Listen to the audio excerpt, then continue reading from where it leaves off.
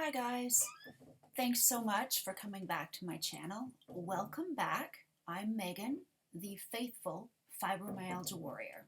So today I wanted to make a video because I was I've been feeling over the last little while, and probably not just me, but I've been feeling like I'm constantly waiting for the other shoe to drop.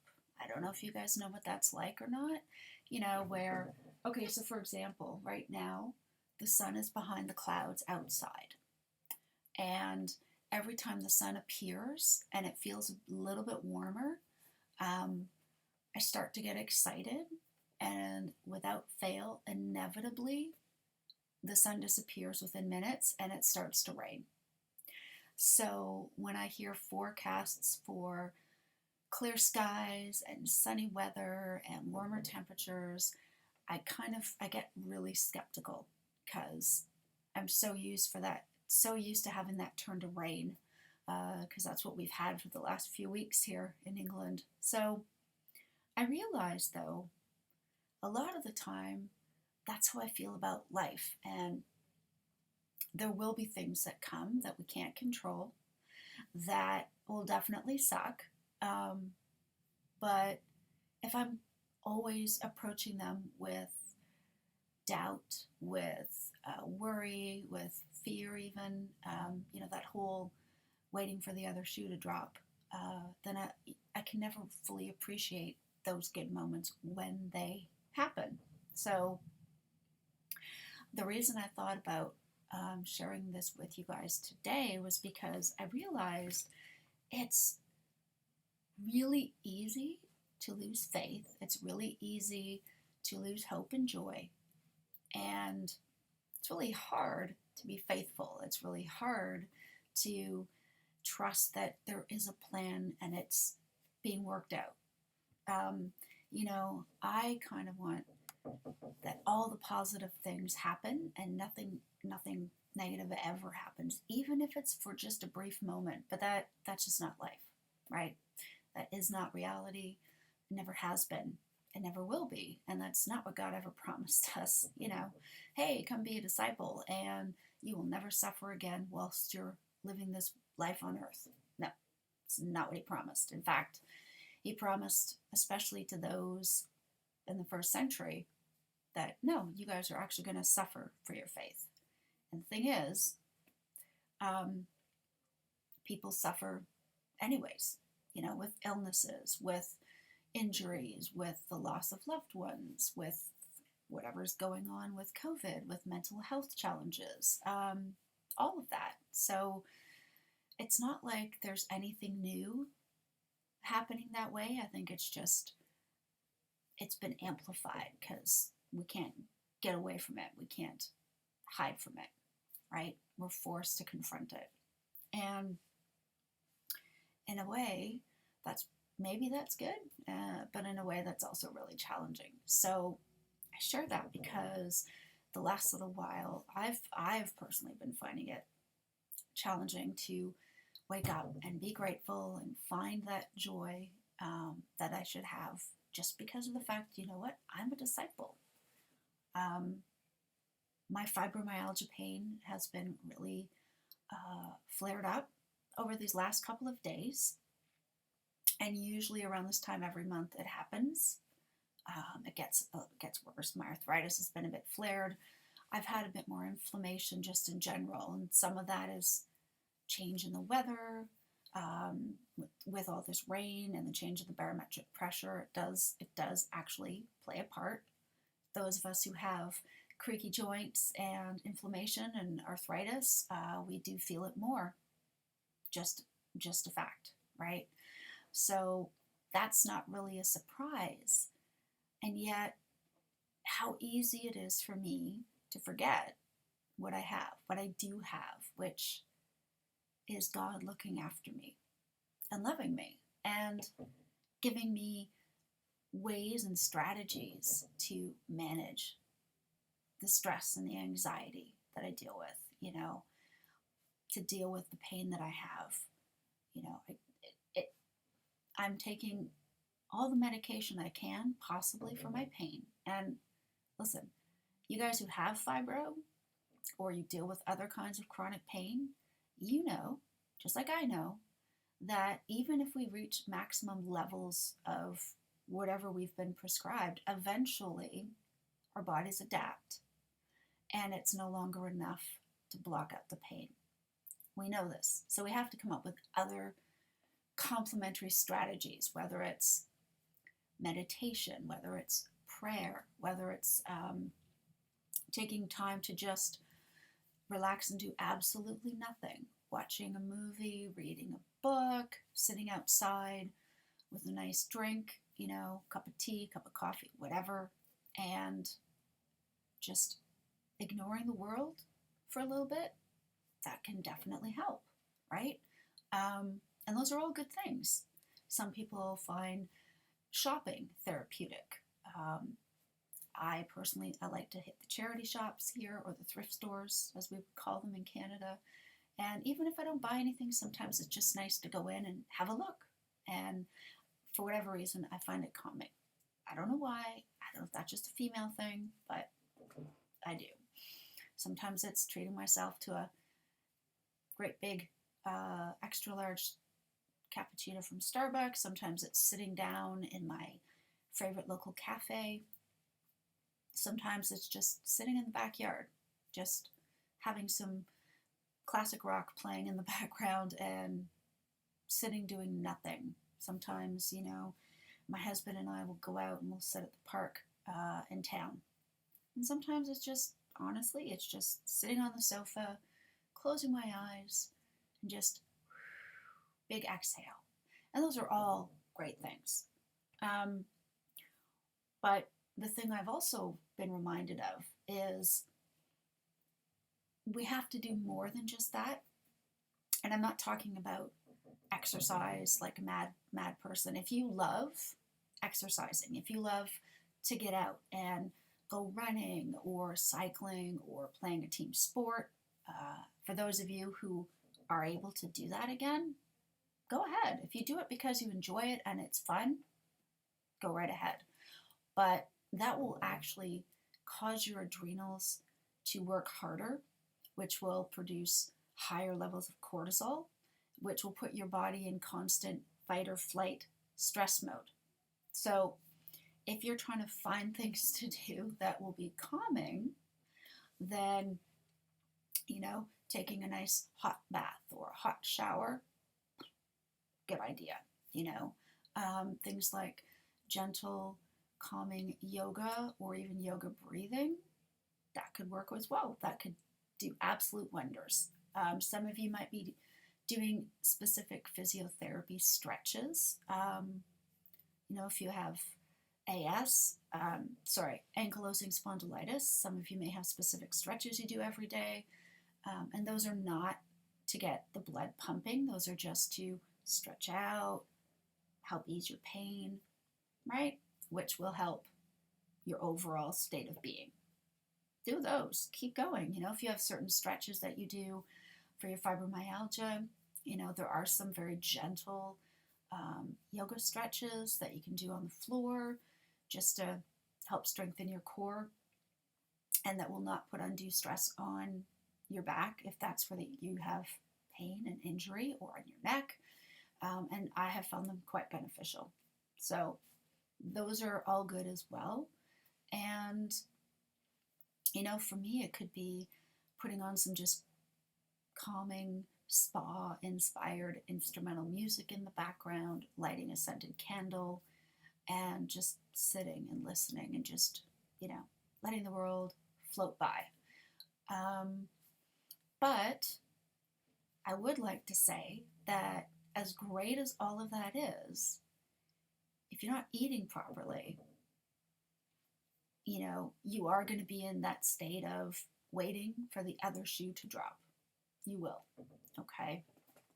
The key thing, honestly, with pain, chronic illness, and chronic inflammation is based on the foods we eat. So please allow me to suggest and encourage that you avoid certain foods if you want to truly help ease your pain and inflammation, and therefore your overall well-being. Because the thing is when we're in pain, in a constant state of pain, then our minds cannot feel at peace.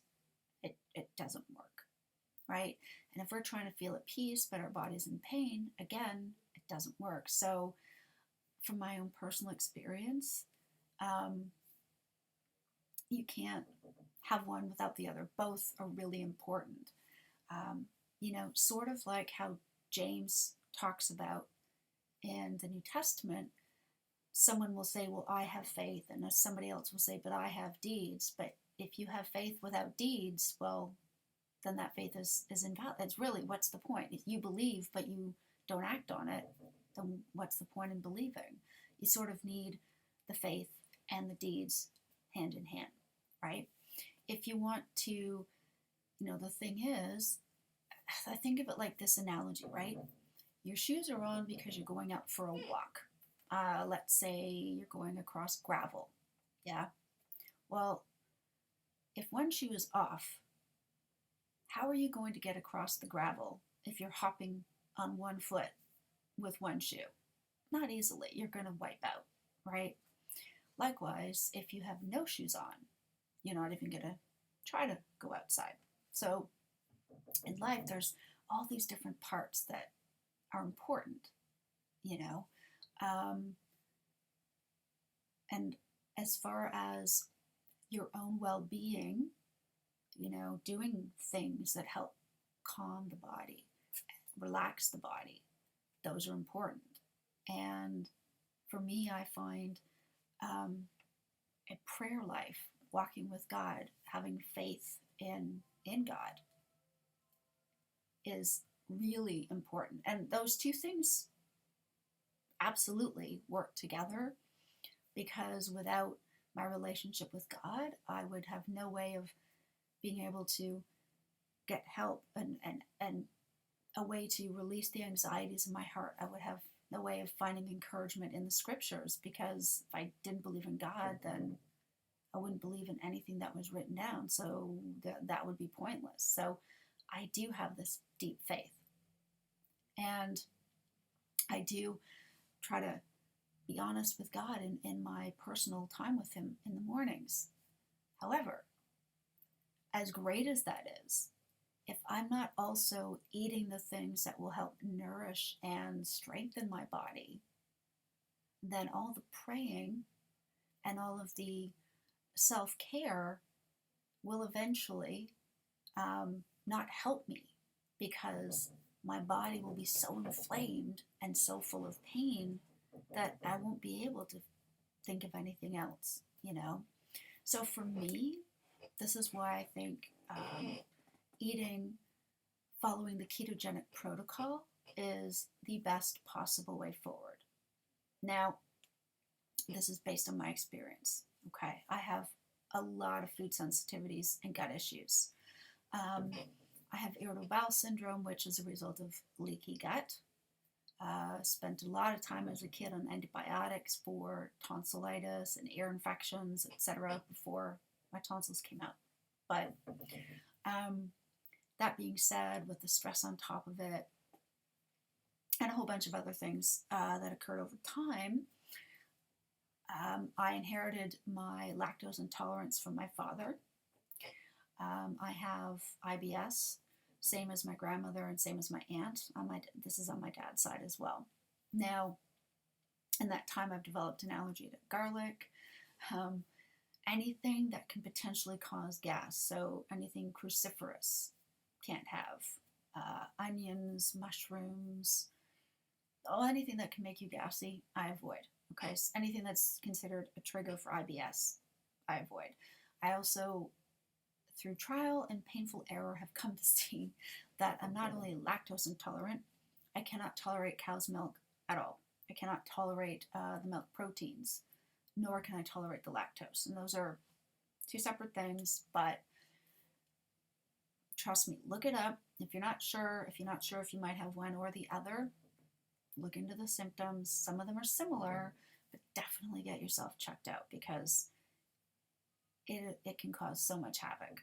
And actually, most of us, when we get older, stop tolerating cow's milk. In fact, any sort of animal milk, to be fair.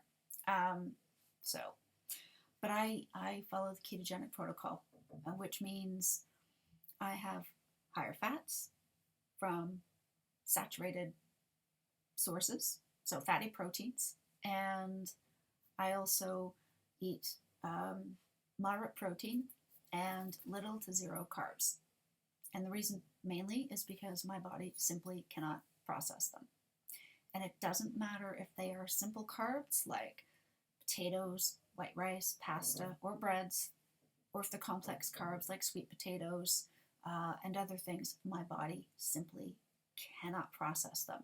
In fact, a lot of people can't. But we enjoy them so much, they taste so good, especially when they've got all those yummy seed oils and salts and flavorings, when they're processed along with sugar, like in breads and cakes and cookies. Of course they taste good. They're designed to taste good. That, these companies want us to be addicted to them, so we keep eating them. But the side result is inflammation, and you reach a point where your body no longer can convert it into anything useful to be burned off, so it stores it all as fat, and that's never good. Okay, and then your weight goes up, and then if you have thyroid issues already, like I do, then you just start to pack on the weight. So that means I will have, I can have coffee. I might have 1 or 2 regular cups in a day, and the rest of the time it's all decaffeinated, and I'll have that either black or with some coconut milk. And then that, so that's just a little bit in my coffee. Other than that, that's it. I'm okay with a little butter, but I eat mainly fatty ground beef, lots of streaky bacon, and egg yolks. In case you're wondering, the reason for that is because people who have issues with lactose and dairy have a similar reaction to egg whites, and the egg yolks are full of the good healthy fats and proteins that our bodies need anyway. So if you are able to handle and process other things, so basically what the ketogenic protocol is higher fat, moderate protein, and very little carbs. So that could be some vegetables that aren't starchy, within limits, if you can handle it. Some dairy, full fat dairy, if you can tolerate it, and if not, cut it out. So it's about eliminating a lot of stuff. And people say, oh, that must be so boring. But the thing is you get used to it. And so for me, if I was to suddenly go back and start having the toast and the PB&J and all the processed things like chips and snacks and treats full of gluten and oils and everything else, as much as it might taste good, I would be so inflamed and in so much pain right now, it wouldn't be worth it. And so I guess I'm saying I have to tie this all together, because when I feel tempted, and believe me, I do, I'll see slices of cake and think, oh, it'll be worth it, just a couple of bites. And I know it won't be, but that's the temptation. Remembering the good memories, but forgetting how bad I felt afterwards, right? Kind of like how, when women give birth, or in my case, have a C-section, you forget about that pain, because then you go on and have another kid, or several other kids, right? You forget about that pain, and you just think of, oh, but there was a baby at the end, So we forget about, we seem to forget how much food can, we seem to forget how much food can play a role, because we are so tempted with the flavors and the memories of these flavors, you know. And the thing I've realized too is that honestly, I've been disappointed because it anytime I've cheated and had a bit of cake or a bit of dessert, whatever, it has never ever lived up to the memories I had. It never tasted as good as the memories I had of it. And so I'm trying to learn from this, right? Kind of like, as much as we know that getting stressed out and anxious doesn't help, doesn't solve our problems, those of us who live with anxiety and stress and depression, we know all these things intellectually, but emotionally, that's the first place we go when we think something's an issue or there's a problem coming, is we go into automatic panic mode. And that adds inflammation to our already chronic pain, you know. And I think even in my prayer life with God, you know, there have been moments where the first thing I've done, instead of saying thank you, has been, oh God, this is happening, please get me through this, and, you know, trying to like prevent the shoe from falling off. And sometimes, I don't know, maybe that other shoe needs to drop. So we have to stop ourselves, right? But perhaps the other end of that is trusting that if the other shoe does drop, then we just stop. We stop where we are. We step back, we put our shoes, both our shoes back on, right? So, I don't know. This is a bit all over the place. This is, for those of you who don't deal with it, just to let you know, this is often what it's like talking to somebody with fibromyalgia. Our brains are all over the place. But I don't want to act like I have all these answers, or that I've got it all figured out, because I don't. You know, I don't. I just want to be honest and real and let you guys know that I struggle too. And although I'm learning how to use iMovies on our computer, which it only took me, 5 years to figure out, but that doesn't mean I have everything all sorted. The one thing I do know for sure is that I would be in a far worse situation if I did not have my personal walk with God and my relationship with Him. So that, for me, that was critical. So having that faith and that relationship with God was absolutely key for me to really seek out and go after recovery for my eating disorder, my disordered eating, and my food addictions. You know, that was key. Then along with that, the action I needed to follow up with was avoiding all the foods that I was addicted to because of the taste, that I knew were bad for me. And that's the thing, right? People know, for example, people know heroin's bad for them. But if they're on it and they love how it makes them feel, they need it more and more and more. They know it's bad for them. They know they're probably going to die from an overdose. But that doesn't mean they can just go, oh, well, nothing, I'll just walk away. Like that's the whole point. It's generally things that are not good for us, right? And so that's kind of at the root of any sort of addiction, is it's something that has become necessary in our lives, but that we ourselves know it's harming us, but we just can't simply step away. So first I needed my relationship with God so that I can then truly get recovery with my relationship with food and my own self. And then from there, it's about making the right choices throughout my day.